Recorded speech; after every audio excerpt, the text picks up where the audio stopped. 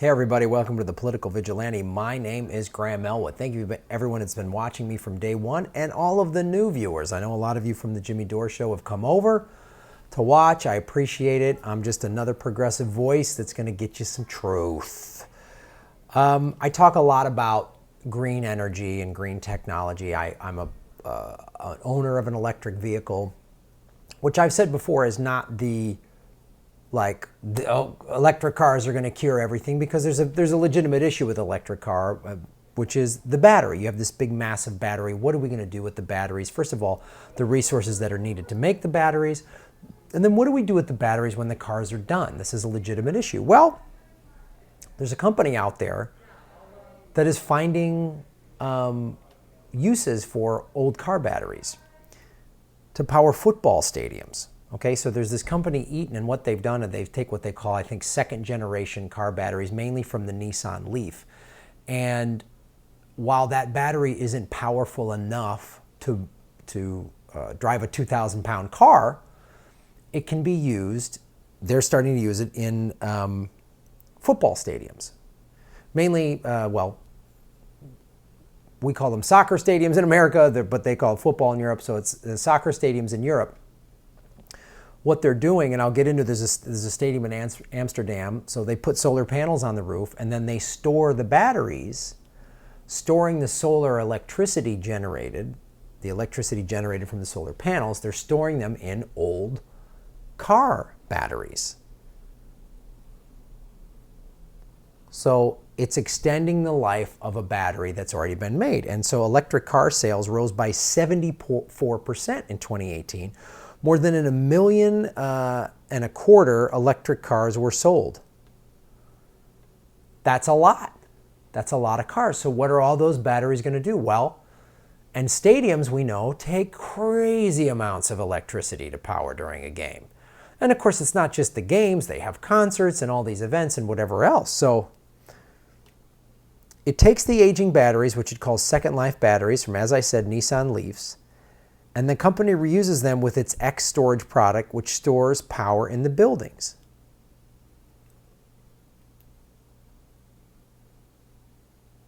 So this is when I talk about why a legitimate Green New Deal, not Liz Warren's greening up the military, which I always say, yeah, I'm sure the people in the Middle East are going to be so happy they're getting bombed by rockets that are powered by biodiesel. But I mean Green New Deal, we don't need a middle ground one like Joe Biden's creep hair sniffing. That's not, middle ground is not going to work with climate change. Oh, so instead of all life on Earth ending by the year 2050, it'll end by 2057. Thanks, Jojo. You'll be dead anyway. Why do you care? So I talk about green energy as a technology, and finding one of the things we know in technology, everything becomes faster, smaller, better. So right now, what do we do with all these batteries? So this is a good use for them. If we put more money and research into it, somebody could come up with something we've never come up with before. Maybe there's a way to break down the batteries. Maybe there's a clean battery source I don't know. I'm not an engineer or a scientist, but you see my point. Somebody can come up with something, and this is a step in that direction, right? So the first project that they completed was at the Johan Cruyff Arena in Amsterdam, a stadium that holds about 54,000 people. So what you're doing then, you're saying to these stadiums, which most of them are owned by big companies, big organizations, whatever,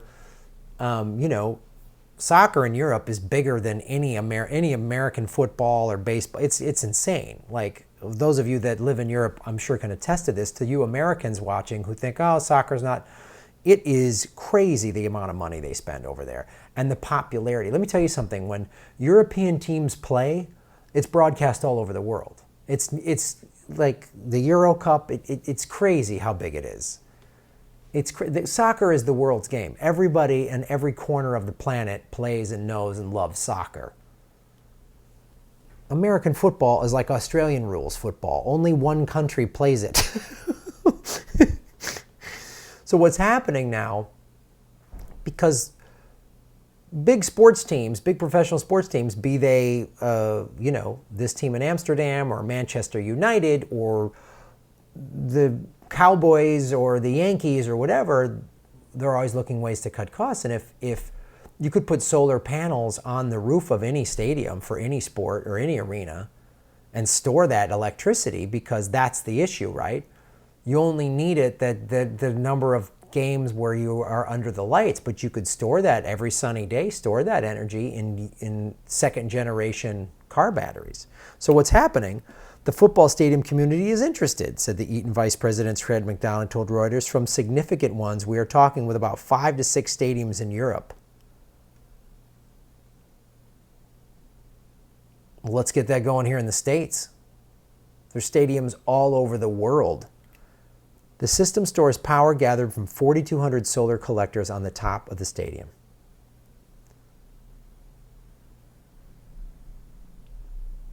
So this is good for business. This is why I talk about we invest in green energy, and it's good for business because the oil lobby has spent tens of millions of dollars on a very sophisticated misinformation campaign. One of the things they always pass is environmental regulation is bad for business. No. It's bad for your business, fossil fuel industry. It's bad for your business. Your business is killing the planet. Your business is going to help make the human race go extinct. So we need to end. That's why we need a real progressive president. We need to say we're done. 2030, America off of fossil fuels. It's over. In 10 years, done. And we're going to ramp it forward to get it out. And we just need to do it that way. If we're talking about it's an existential crisis, Kamala Harris says in the debate, it's an existential crisis. But then she starts talking about why Trump is buddies with North Korea. So she just pivots. She just says some progressive buzzwords, climate change, existential crisis. But we got to keep the wars going because but what about North Korea? Like that corporate democratic pivot. Eaton says it expects the used battery market to grow 20 times by 2022. Of course, they just sold last year over 1 million electric cars. So that means 5 to 10 years, 15 years from now, there's going to be all those million batteries can be used second generation.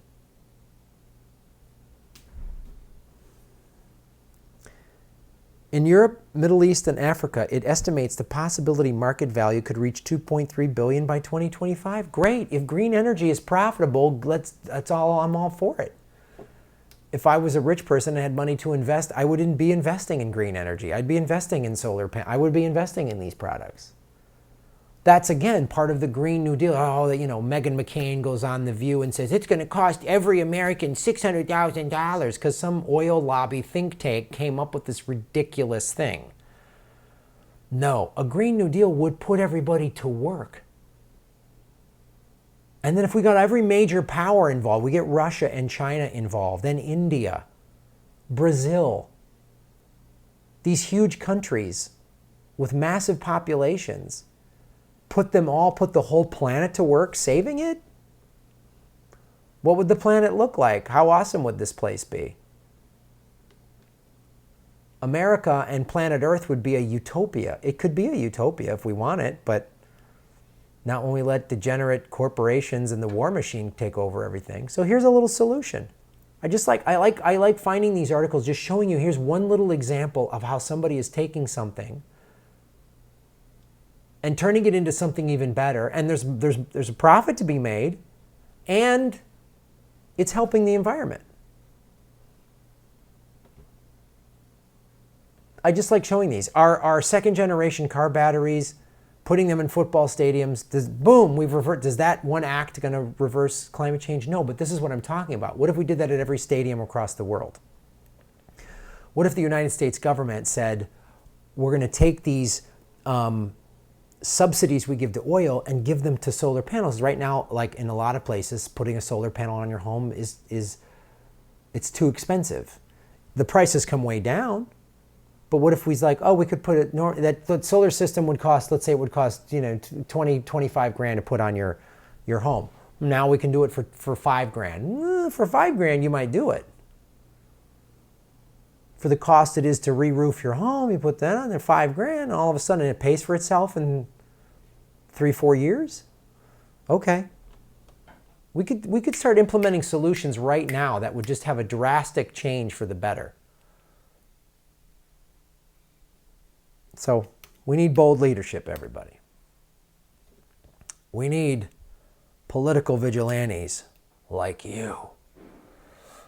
Thanks for supporting the show, everybody. Like, subscribe, and share the videos. Even if you've subscribed to me before YouTube unsubscribes people, hit the bell notification. Even if you've done that before, make sure you're on the notification. We do a live chat every Sunday at 3 p.m. Pacific. And I'm doing more live chats during the week. Follow me at Graham Elwood on Twitter, and I will notify you every time I go live. And also patreon.com/Graham Elwood, Rokfin.com/Graham Elwood. That is a blockchain cryptocurrency platform where all the content creators own a part of it. Anytime you endorse one of my videos or subscribe through Rokfin, I get a residual income.